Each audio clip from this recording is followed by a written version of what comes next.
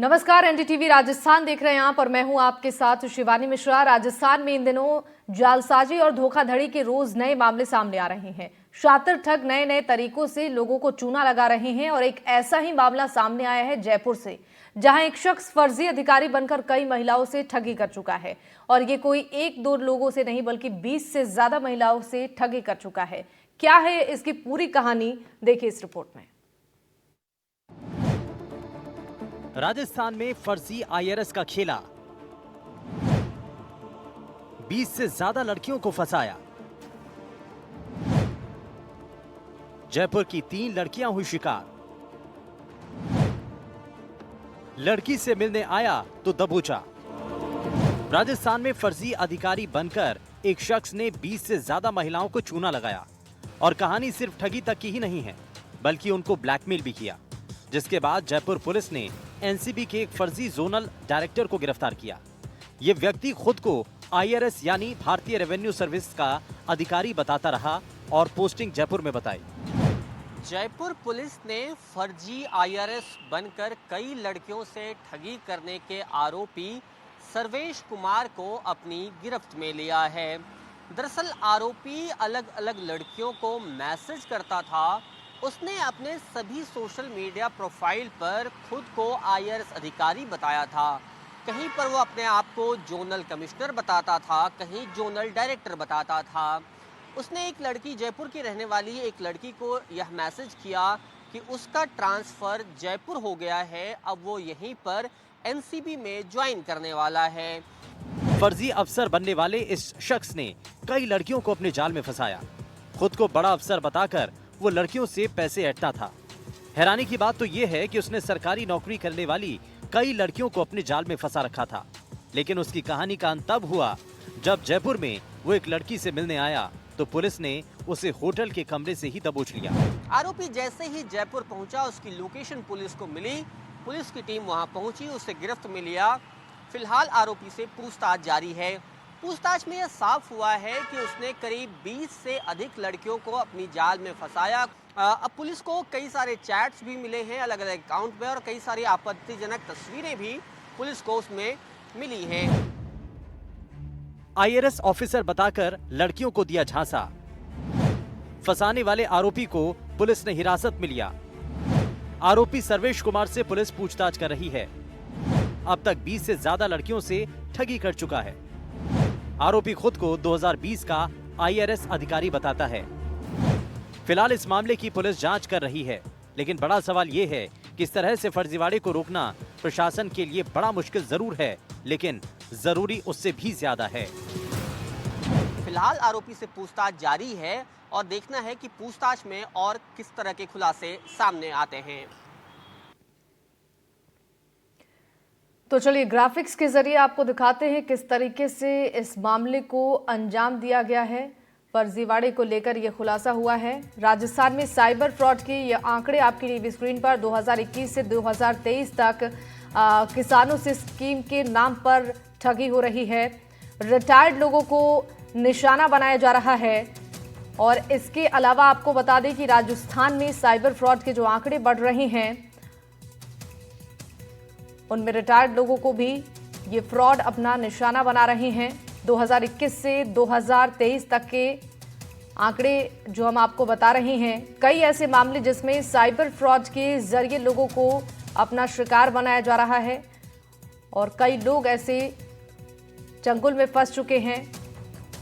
राजस्थान में cyber fraud के मामले लगातार बढ़ रहे हैं। 2021 से 2023 तक की बात करें तो कई ऐसे फर्जीवाड़े के मामले सामने आ चुके हैं। राजस्थान में साइबर फ्रॉड के 3 साल के आंकड़े हम आपको दिखा रहे हैं। पुलिस ने अब तक 61 करोड़ फ्रिज किए हैं, 9 करोड़ पीड़ितों को वापस हुए हैं और 3 साल में 165 करोड़ रुपए की ठगी की गई है साइबर फ्रॉड के जरिए, जिसमें से पुलिस ने 61 करोड़ फ्रिज किए हैं। और इसके अलावा आपको जानकारी दे दी कि 9 करोड़ पीड़ितों को वापस भी कर दिया गया है। लगातार राजस्थान में साइबर फ्रॉड को लेकर पुलिस भी एक्टिव है, लोगों को जागरूक करने की कोशिश की जा रही है और ऐसे साइबर फ्रॉड पर कड़ी कार्रवाई की जा रही है ताकि मामलों में कमी आ सके। 9 करोड़ पीड़ितों को अब तक वापस किए गए हैं 3 साल के ये आंकड़े, जिनमें 165 करोड़ की ठगी के मामले सामने आ चुके हैं। पुलिस ने 61 करोड़ फ्रीज किए हैं और इसके अलावा 9 करोड़ पीड़ितों को वापस कर दिया गया है। साइबर फ्रॉड के मामले राजस्थान में 3 साल के ये आंकड़े आपकी टीवी स्क्रीन पर ग्राफिक्स के जरिए आपको दिखा रहे हैं किस तरीके से राजस्थान में साइबर फ्रॉड के मामले बढ़ रहे हैं और कितने लोग अब तक साइबर फ्रॉड के शिकार हो चुके हैं। इसको लेकर अब साइबर सेल की टीम किस तरीके से अब काम कर रही है, उस पर भी ध्यान दिया जा रहा है।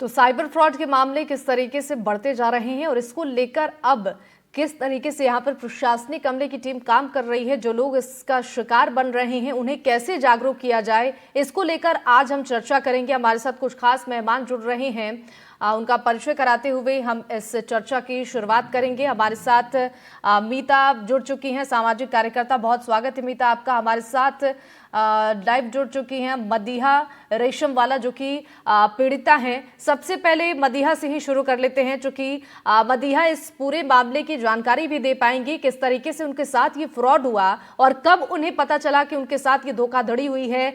इस मामले की शिकायत करने के बाद कब इस पर एक्शन लिया गया, इसकी पहले जानकारी दीजिएगा। नमस्कार, शुक्रिया, धन्यवाद आपका इस कार्यक्रम में बुलाने के लिए। तो पहले तो मैं ये कहना चाहूंगी कि ये चीज जो साइबर फ्रॉड और साइबर क्राइम की है, ये सीमित नहीं है कि भाई कोई छोटा सा व्यक्ति हो, कोई आम आदमी हो। ये किसी को भी कहीं भी कैसे भी झांसे में ले सकते हैं और काफी हद तक के इस तरीके से अपने माइंड के साथ ये खेलते हैं कि आपको पता ही नहीं चलता है कि कब आप इनके झांसे में फंस सकते हैं। बिल्कुल। देखिए मदीहा, इस मामले की हम अगर समझने की कोशिश करते हैं, जिस तरीके से कई महिलाएं इस ठगी का शिकार बताई जा रही हैं, 20 से ज़्यादा महिलाएं हैं जो इस मामले में अब तक शिकार बन चुकी हैं। कैसे आपको जानकारी मिली थी कि आपके साथ इतना बड़ा फ्रॉड हुआ है? कब आपने इसकी शिकायत पुलिस में दर्ज कराई? इसको लेकर अगर जानकारी दर्शकों के साथ साझा करें। पहले तो ये आपको लगता ही नहीं है, ये जैसे कि IRS की बात है या फिर कोई पुलिस कर्मचारी बनकर या फिर किसी CBI ऑफिसर बनकर या कोई सा भी मतलब किसी भी तरीके के ऑफिसर बनकर ये प्रॉपर अपना ID कार्ड शेयर करते हैं, प्रॉपर उस तरीके से बात करते हैं जैसे कि एक ऑफिसर आपसे बात करेगा। और आपको इस तरीके से बिकॉज कहीं ना कहीं आप अपनी इंफॉर्मेशन शेयर करते हैं किसी भी जरिए से, या कोई ऑनलाइन पोर्टल से या कोई शॉपिंग से या कोई ऑफर्स के जरिए, तो उसी इंफॉर्मेशन के सर्कल के अंदर वो आपको झांसे में लेते हैं, क्योंकि उन्हें आपका नाम, एड्रेस और कहीं कहीं जगह पर आपका आधार कार्ड नंबर भी पता होता है। तो उसके जरिए वो लोग आपको झांसे में लेते हैं और झांसे में लेने के बाद में वो आपके माइंडसेट से इस तरह खेलते हैं कि आधी इंफॉर्मेशन आप खुद उन्हें प्रोवाइड करते रहते हैं और उसके बाद में ऐसा वक्त आ जाता है कि आपको वो मजबूर कर देते हैं कि कुछ अमाउंट्स है या कुछ इस तरीके के फ्रॉड है वो आप उनको ट्रांसफर कर दें। तो यही होता है, और स्पेशली लेडीज के साथ में वो काफी बिजी रहती हैं और बच्चे रहते हैं उनके साथ में, तो उनको ये चीज समझने और ये चीज के ऊपर जागरूकता नहीं रहती है, क्योंकि वो बाहर फाइनेंशियली और इस तरीके से मार्केट में घूमते नहीं है, तो उन्हें इस चीज का ख्याल नहीं रहता है। उन्हें समाज का डर रहता है कि कहीं इसके जरिए कोई और आपत्ति ना आ जाए उनकी फैमिली पे या किसी चीज पर। तो इस तरीके से सारी इंफॉर्मेशन डाइवर्ज होती है और मेरे साथ भी कुछ ऐसा ही हुआ। और उसके हिसाब से जैसे हुआ तब तो मुझे रियलाइज नहीं हुआ, पर जैसे जैसे जब पैसे देने की बात आई तब मुझे रियलाइज हुआ कि नहीं, ये कुछ गलत हो रहा है, और फौरन मैंने हेल्प ली और साइबर क्राइम में इस क्राइम को रिपोर्ट किया। बिल्कुल बिल्कुल। देखिए जिस तरीके से स्कैम में फंसाया जा रहा है और लोग इसके शिकार भी आसानी से हो जाते हैं, और जिसके बाद ये धोखाधड़ी, ये जालसाजी हो रही है। हमारे साथ मीता बादवा जी भी हैं, एक बार उनका भी रुख कर लेते हैं, सामाजिक कार्यकर्ता हैं। मीता जी, देखिए जिस तरीके से ऐसे मामले बढ़ते जा रहे हैं, राजस्थान की अगर हम बात करें तो अब तक साइबर फ्रॉड के कई मामले 3 साल के अंदर सामने आ चुके हैं। लगातार टीमें इस पर काम भी कर रही हैं, लेकिन मामलों में कमी नहीं आ रही है। लोगों को जागरूक होना कितना जरूरी है ताकि इस तरीके के फ्रॉड से वो खुद को बचा सके? बिल्कुल शिवानी जी, सबसे सही बात बोली। आज मैं दिन में ही मुझे रेडियो सुनने की बहुत आदत है, दिन में ही मैं रेडियो सुन रही थी। तो मैंने एफएम में देखा एक छोटा सा स्क्रिप्ट रोल ओवर हो रहा था बार बार। ये बहुत अच्छी शुरुआत है।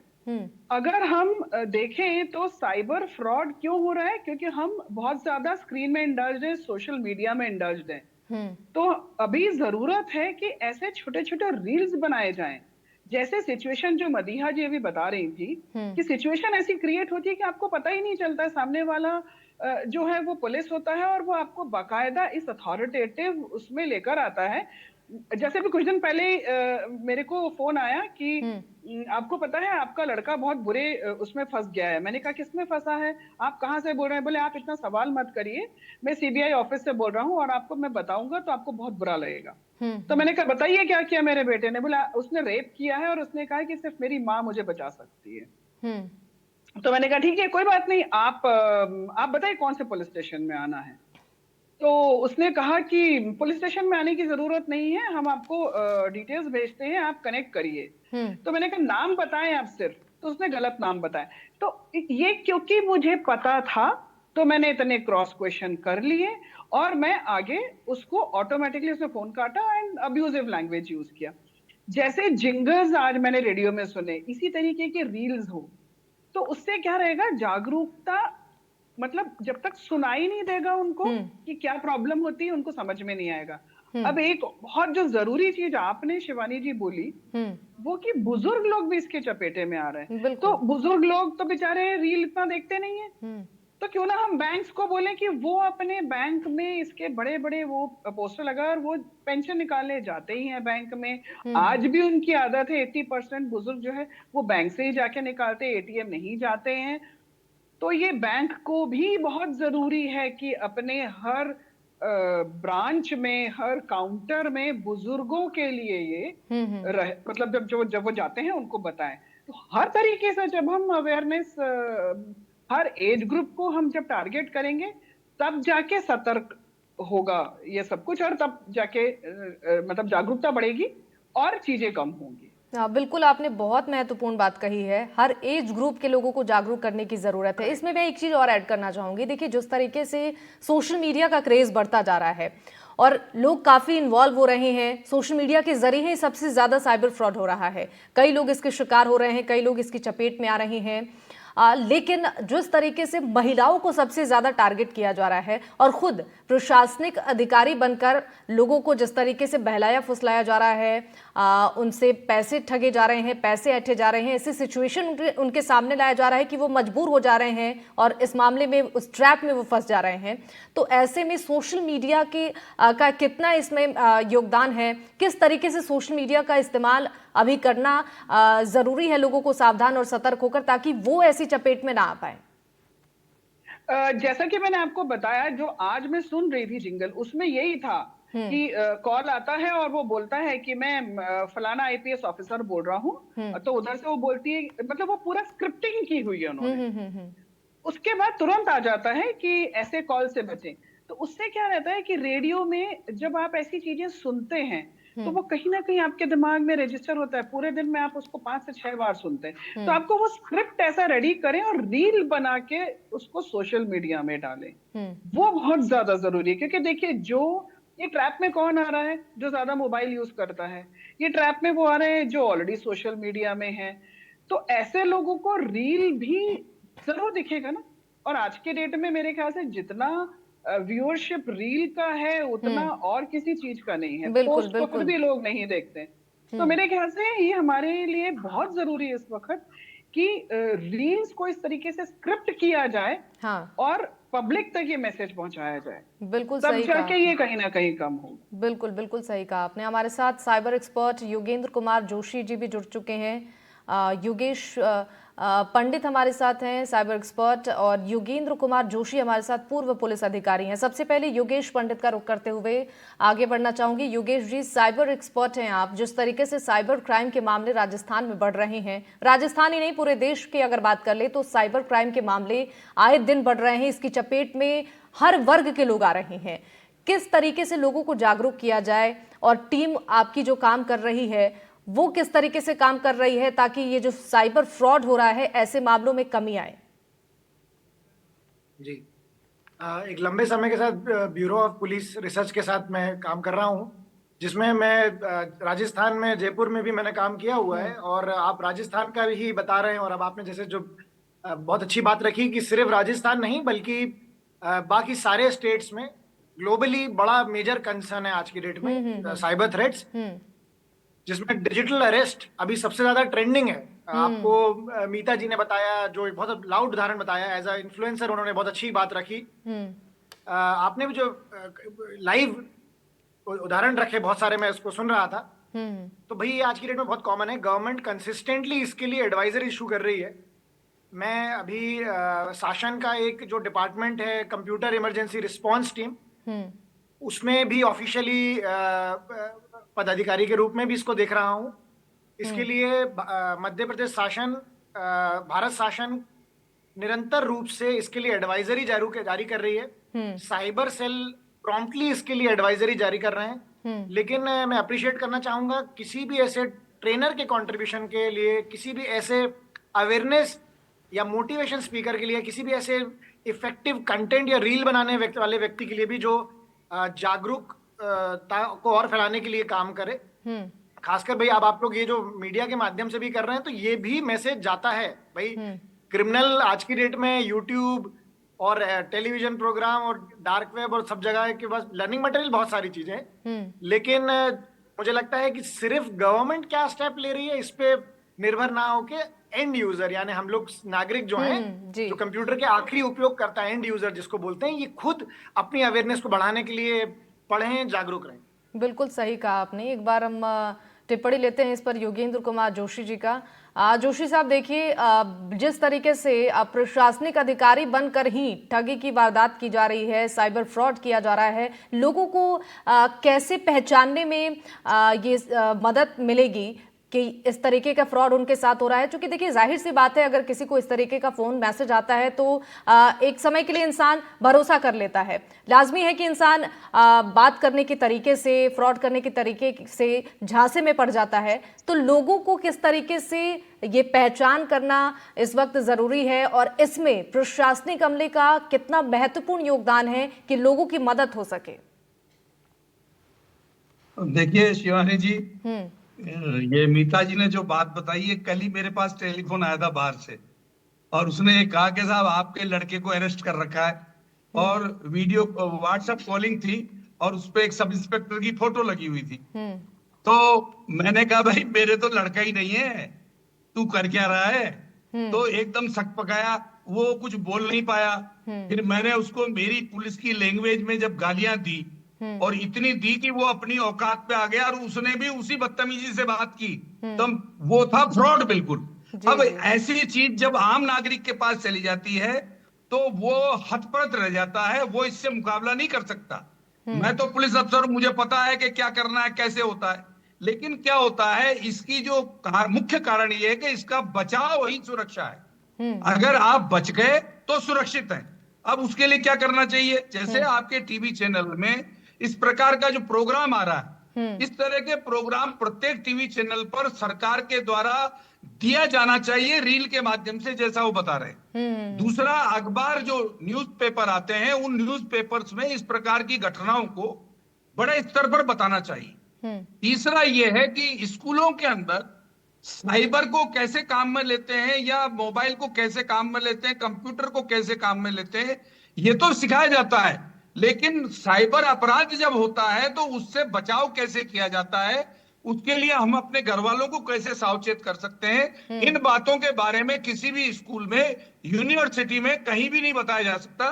अब जैसे आप ये बता रहे हैं कि ये जाते हैं, आप ये ऐसे एक्सपर्ट जो हैं बहुत कम लोग हैं जो, अच्छा, इनको हायर भी नहीं कर सकते हैं लोग, कोई कॉलेज वाले बुलाते नहीं है। तो इसलिए क्या होता है, इस प्रकार के जितने केसेस हैं, उन केसेस के अंदर अब तो, जैसे एक बार आपको ध्यान है, पीएम ने भी अपनी बात पे इस चीज को रखा था कि उन्होंने बात सुनाई, एक सब इंस्पेक्टर बात कर रहा था एक आदमी से, तो उन्होंने उसकी बात सुनाई। जो ये जो चीज चल रही है, इसको रोकने के लिए बस यही है, इसका इलाज और कोई इलाज नहीं है कि अगर अब जैसे मैंने क्या किया, मैंने कोई पुलिस में सूचना थोड़ी दी उसकी, और मैं पुलिस में सूचना दे के क्या करूंगा उसको, जब मैं जानता हूं। हाँ, आपको इस प्रकार के जितने कॉल आते हैं उनको एंटरटेन नहीं करना चाहिए। पहले तो ये सोचना चाहिए कि आपकी बच्ची, बच्चा, आपका पति, आपका रिश्तेदार कहाँ है। किसी के बारे में भी जब इसमें बात आती है तो सबसे पहले अपना कॉल करके उनको कॉल काट दीजिए, कॉल करके पूछ लीजिए। और ऐसा मत करिए कि वो एंटरटेन कर रहा है, वो रोक नहीं रहा। अब आप देखिए, उसको कैप्चर कर लिया, उसको हाईजैक कर लिया, और आप उसके कहने में आ रहे हैं और करे जा रहे हैं। ठीक है, बिल्कुल इस बिल्कुल प्रकार सही की कहा चीजें आपने। बंद होनी चाहिए। इसमें लोगों को भी जागरूक होने की जरूरत है। पहले अपने स्तर पर जांच पड़ताल करें, उसके बाद ही ऐसी बातों पर विश्वास करें। ये बहुत सही बात आपने कही है। योगेश जी, आप कुछ कहना चाह रहे थे? जी, मैं योगेंद्र जोशी साहब से बिल्कुल सहमत हूँ, लेकिन थोड़ा सा मैं एक विषय पे ध्यान दिलाना चाहूंगा। ऐसा नहीं है कि आप चीजों को रिपोर्ट ना करें। ब्लॉक कर देना नंबर को एक सॉल्यूशन है, लेकिन वो जड़ तक सॉल्यूशन को खत्म नहीं करेगा। तो सही बात भारत है शासन का डिपार्टमेंट ऑफ टेलीकम्युनिकेशन का बहुत इफेक्टिव सॉल्यूशन अब आ चुका है, जी जिसको ज्यादातर आप लोग इसको फैलाएं। व्हाट्सएप पर भी ये काफी चल रहा है। इस प्लेटफॉर्म के माध्यम से मैं बताना चाहूंगा, ये हमारे आंखों को खोल देने वाला प्लेटफॉर्म है। इसको कहते हैं चक्षु प्लेटफॉर्म। तो चक्षु प्लेटफॉर्म, CHAKSHU। जी जी तो ये चक्षु प्लेटफॉर्म जो है वो संचार सारथी नाम की भारत शासन की सर्विस है।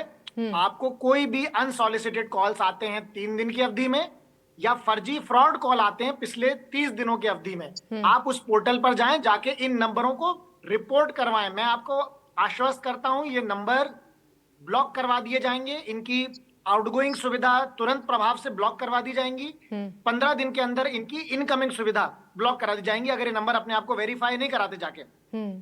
दूसरी बड़ी बात, चोरी किए गए जो मोबाइल्स होते हैं, इनका सबसे ज्यादा इस्तेमाल किया जाता है साइबर क्राइम्स में, ऐसा हम लोग जानते हैं। विवेचना हम इसको कंसिस्टेंटली देखते हैं।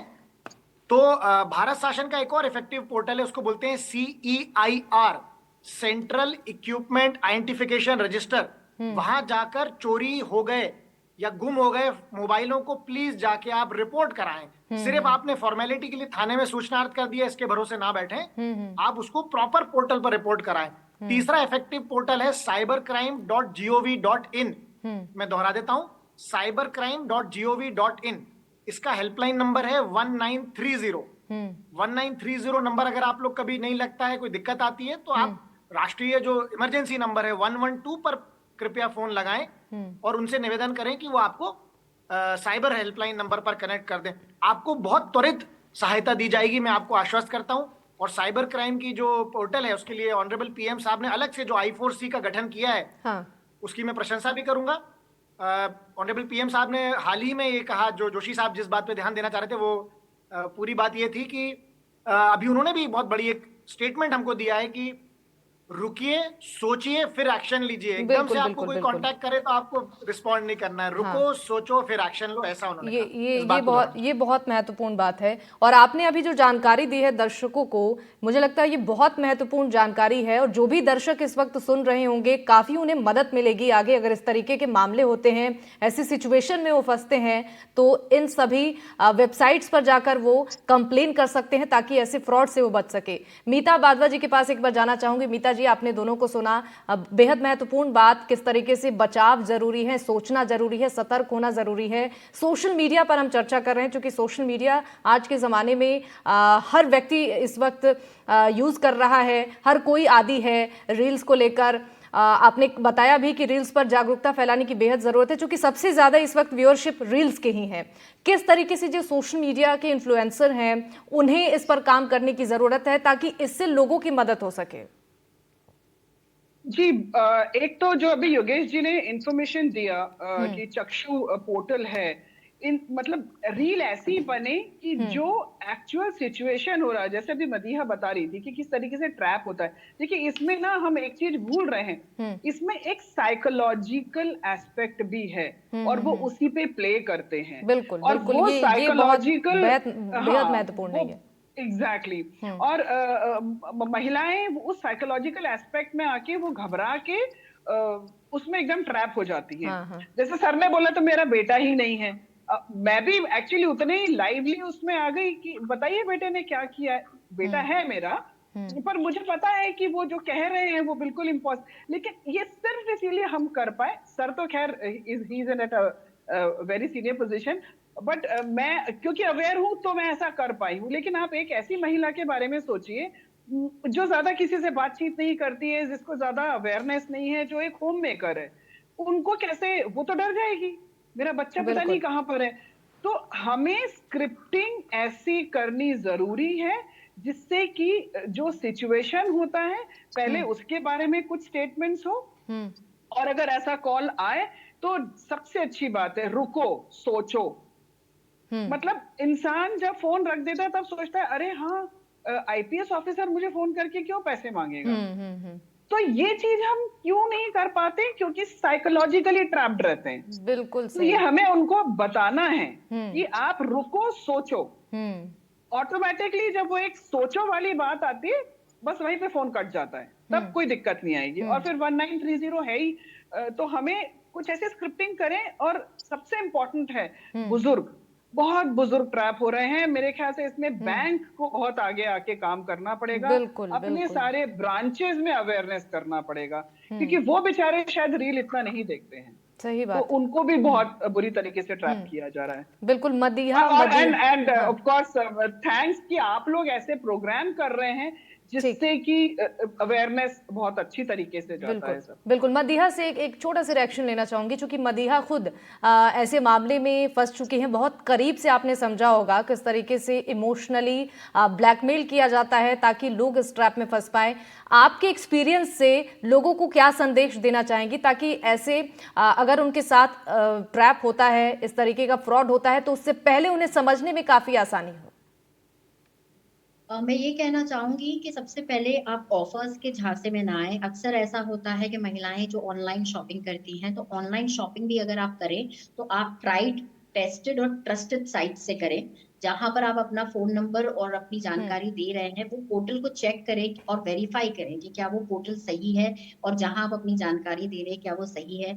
जैसे कि सर ने, योगेश सर ने बताया कि रोको, सोचो और उसके ऊपर फिर एक्शन लो। बिल्कुल ठीक है। बहुत बहुत महत्वपूर्ण जानकारी आप सभी ने दी है। मुझे उम्मीद है कि इस चर्चा में जो हमने डिस्कस किया है, जिन पॉइंट्स पर जो भी दर्शक सुन रहे होंगे उन्हें काफ़ी सहूलियत होगी इस तरीके के मामलों से बचने में, और आगे भी जागरूकता वो फैलाएं ताकि इस तरीके के ट्रैप्स में फंसने से लोग बचें। आप सभी का बहुत बहुत शुक्रिया हमारे साथ जुड़ने के लिए, अपना कीमती वक्त हमारे साथ साझा करने के लिए। हमारे साथ सामाजिक कार्यकर्ता योगेश पंडित साइबर एक्सपर्ट थे, मीता बादवा सामाजिक कार्यकर्ता हमारे साथ जुड़े थी, और हमारे साथ योगेंद्र कुमार जोशी पूर्व पुलिस अधिकारी थे, मदीहा रेशमवाला हमारे साथ पीड़िता जुड़ी थी, और इस मसले पर हमने चर्चा किया। उम्मीद है कि लोग सोच समझकर एक्शन लेंगे और ऐसे मामलों से बचेंगे। फिलहाल के लिए इस चर्चा में बस इतना ही। तमाम खबरों के लिए आप देखते रहिए एनडीटीवी राजस्थान। नमस्कार।